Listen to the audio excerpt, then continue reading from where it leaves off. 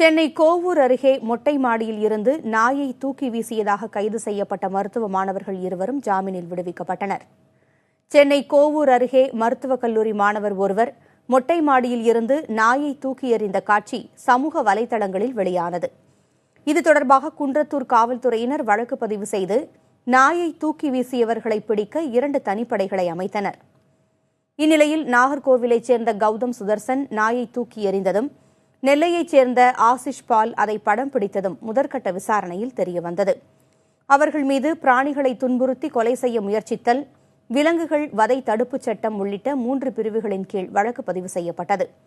மாணவர்கள் இருவரையும் அவர்களது பெற்றோரே இன்று காவல்துறையினரிடம் ஒப்படைத்தனர். கைது செய்யப்பட்ட அவர்கள் இருவருக்கும் 10,000 ரூபாய் உத்தரவாதத்துடன் ஸ்ரீபெரும்புதூர் நீதிமன்றம் ஜாமீன் வழங்கியது. இதனிடையே மாடியில் இருந்து தூக்கி வீசப்பட்ட அந்த நாய்க்கு வேப்பேரியில் உள்ள அரசு கால்நடை மருத்துவமனையில் சிகிச்சை அளிக்கப்பட்டு வருகிறது.